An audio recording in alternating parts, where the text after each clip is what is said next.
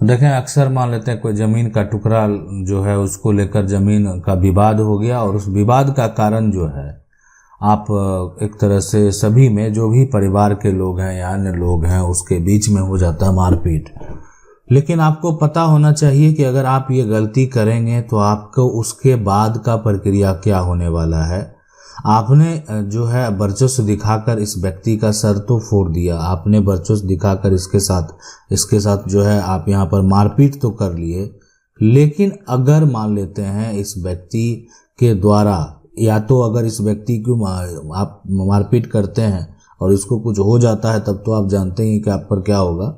लेकिन अगर मान लेते हैं इसको गंभीर चोट है तो उस केस में भी आप बचने वाले नहीं हैं।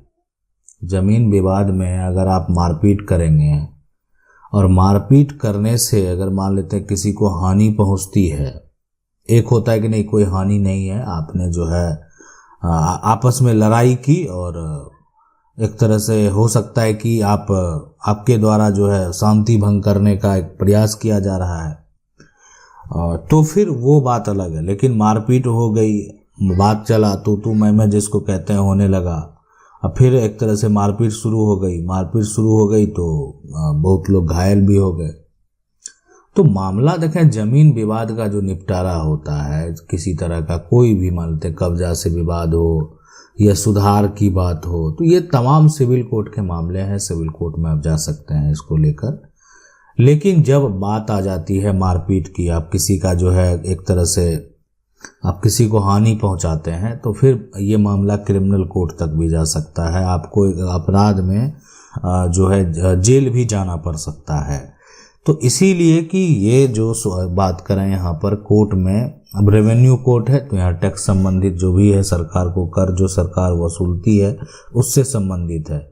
यानी अगर आपके ऊपर, अब ये व्यक्ति को आपने मारपीट किया, अब ये आपके ऊपर अगर एफआईआर दर्ज कराएगा, है ना, तो एफआईआर जो दर्ज कराएगा उसमें क्या होगा कि धारा जो होगा 151 हो गया, 107 हो गया और 116 जो है, हो सकता है कि ये सभी धाराएं आप पर लगा दिया जाए, ठीक है। और उसके बाद जो है अगर मान लेते हैं उसका जांच पड़ताल किया गया, अगर आप दोषी पाए जाएंगे तो आपके ऊपर कार्रवाई किया जाएगा।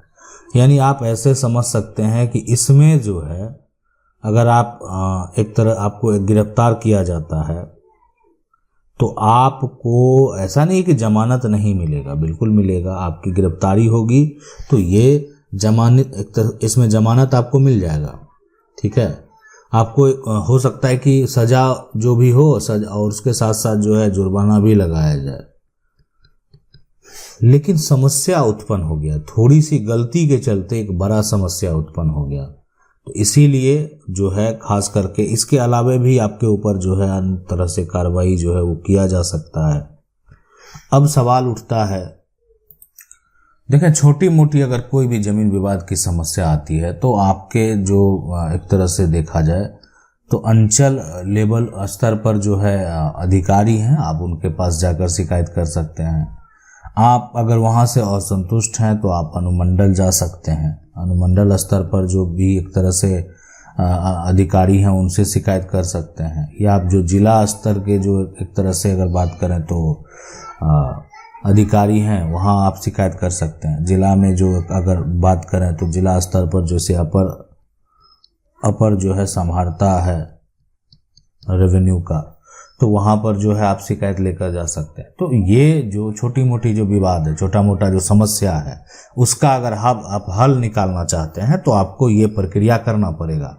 अब यहाँ पर जो मान लेते हैं कि ये हो गया कि ठीक है, या और कोई अन्य विवाद है, पुराना से पुराना विवाद है, इस तरह के मामले को लेके जाना है, तो अब ये न अंचल स्तर, अनुमंडल स्तर, जिला स्तर पर अगर उसकी सुनवाई नहीं हो रही है, उसका सुधार वहाँ से नहीं होगा, तो इस मामले को आप सिविल कोर्ट लेकर जा सकते हैं, ठीक है। अब ये है कि अगर आप बीच में मारपीट कर लेते हैं, ये यानी आप ठीक है अभी कर लेते हैं, तो आप एक और उलझन में पड़ जाएंगे और वो हो जाएगा। तो इसमें आपका जमीन विवाद का सॉल्यूशन तो निकला नहीं, लेकिन आपने जो मारपीट किया उससे संबंधित जो आपके ऊपर कार्रवाई होगी वो उसके ऊपर आप पर एक्शन लिया जाएगा। हो सकता है कि आपकी गिरफ्तारी भी हो।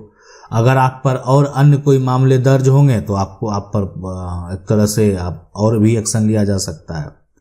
तो यहाँ पर जो है, या ये भी हो सकता है कि किसी से जो जमीन विवाद है वो आपसी जमीन विवाद है, यानी विवाद जो है वो आपसी विवाद है, परिवार में विवाद है, भाई भाई की लड़ाई है, या मान लेते हैं जो परिवार के अन्य सदस्य हैं उनसे लड़ाई है। तो इस केस में अगर इस तरह से अगर आप मारपीट करेंगे, आपके ऊपर कल को इसको आप चोट पहुंचाए तो वो आपके ऊपर एफआईआर, अगर मान लेते हैं इसका सर फट गया है, ये हॉस्पिटल में भर्ती है, इसका मेडिकल रिपोर्ट आएगा, तो ये जो एक तरह अगर यहाँ पर बात करें कि इसके साथ जो हुआ कैसे हुआ उसके कारण लिखे जाएंगे, तो आपके ऊपर जो इस विवाद को लेकर एफआईआर दर्ज होगा। एफआईआर जब दर्ज होगा तो आपको एक उसमें मान लेते हैं जैसे बोल सकते हैं कि एफआईआर का नंबर होता है, या हिंदी में उसको अगर बोलें तो वो हो गया कांड संख्या। ठीक है, कांड संख्या। तो कांड संख्या मान लेते हैं आपको मिल गया 271 इस करके आप 23 में किए होते हैं। तो इसमें अब है कि आप पर जो आप एक तरह से एफआईआर दिए हैं तो अब आप पर धारा लगा दिया गया। धारा तो एफआईआर करने वाला लगाएगा ही नहीं, पुलिस के द्वारा जांच किया गया, नहीं देख पाया गया कि नहीं एक व्यक्ति को दो व्यक्ति मिलकर जो है बुरी तरीके से पीटा है, जख्मी किया है, उसकी हालत गंभीर है, वो इलाज करवा रहा है, हॉस्पिटल में भर्ती है। तो इस दोनों को अब क्या किया करना है कि पुलिस के द्वारा जो है एक आरोपी बना दिया गया, अब उसके ऊपर जो है लगा दिया गया धारा। अब सबसे पहले मान लेते हैं जो भी धाराएं हैं, ठीक है, हो सकता है कि आपको इस पर 307 भी लगा दिया जाए, हो सकता है कि 323 लगा दिया जाए, 341 लगा दिया जाए। तो इन सभी धाराएं पर जो है आप लगाकर आपके ऊपर जो है एफआईआर को दर्ज किया गया। अब यानी अब आपकी गिरफ्तारी होगी, और गिरफ्तारी होने के बाद जो है फिर आपका जो भी उसके ऊपर कार्रवाई है, पूछताछ है, जो भी करना होगा वो किया जाएगा। और गिरफ्तारी करके फिर आपको क्या किया गया, मजिस्ट्रेट के सामने पेश करके आपको जेल भेज दिया जाएगा।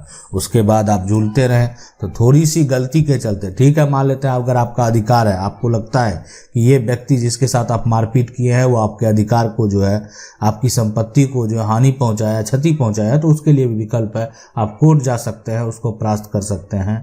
लेकिन अगर इस तरह से अपने हाथ में, कानून अपने हाथ में लेंगे तो आपके साथ भी ये समस्या उत्पन्न हो सकता है, या हो सकता है कि जितनी की जमीन नहीं है, जितने टुकड़े के लिए आप लड़ाई लड़ रहे हैं, उससे अधिक आपका खर्च जो है उसके बाद हो जाए। क्या कि इसमें जो आप पर आरोपी बनाया गया है वो धारा 307 लगा दिया गया, और 307 का मतलब होता है कि आप जो है किसी व्यक्ति की हत्या करने का प्रयास कर रहे हैं। तो अगर आप ऐसा कर रहे हैं तो आपके लिए जो है सजा का प्रावधान दिया गया है, यानी अगर ये बात साबित होता है तो फिर आपको सजा बिल्कुल हो सकता है। उसके बाद मान लेते हैं कि ये 307 है, अब यहाँ पर जैसे बताया कि 323 भी आपके ऊपर लगा दिया गया। तो 323 में है ना, जानबूझ कर किए हैं। अब जैसे होता है कोई चीज़ अनजाने में हो जाता है, अब किसी का एक्सीडेंट हो गया मान लेते हैं, तो कोई जानबूझ कर एक्सीडेंट नहीं करता है, वो अनजाने में हो जाता है। लेकिन यहाँ पर क्या किया गया, जानबूझ कर किया गया। तो जानबूझ कर अगर कोई भी किसी प्रकार से कोई चोट पहुँचाता है तो उसके ऊपर जो है कार्रवाई पर यहाँ पर किया जाएगा, और यहाँ पर धारा 323 भी उसके ऊपर जो है वो लगाया जाएगा। अब है कि इसके अलावा जैसे धारा 341 है, अब ये कोई बड़ा नहीं है, अगर आप किसी को गलत तरीके से रोकते हैं तो जो है आपके ऊपर जो एक्शन लिया जाएगा, ठीक है, आपके ऊपर जो है कार्रवाई। ये तमाम आरोप जो है पुलिस जो है जांच के बाद आपके ऊपर लगाए जा सकते हैं। पुलिस प्रक्रिया का जो जांच का रिपोर्ट आएगा उसके बाद जो मजिस्ट्रेट के सामने पेश किया जाएगा तो आप पर ये तमाम धाराएं जो है वो लगाए जाएंगे कि आपने क्या क्या किया।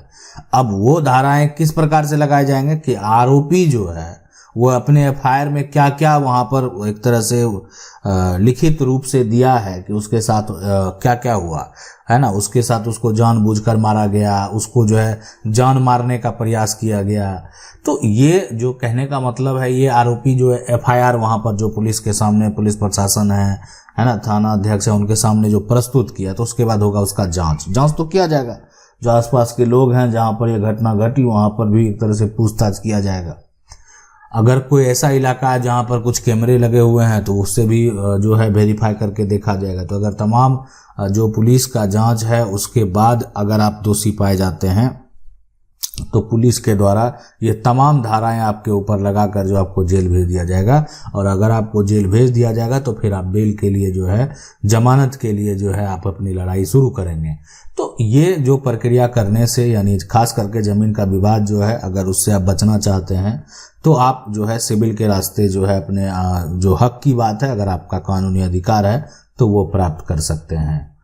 आशा करते हैं वीडियो अच्छा लगा होगा। वीडियो को लाइक जरूर कर दें। चैनल को पहली बार देख रहे हैं सब्सक्राइब करके जो बेल आइकन है उसको जरूर दबा लें। मिलते हैं अगले वीडियो में, तब तक के लिए जय हिंद।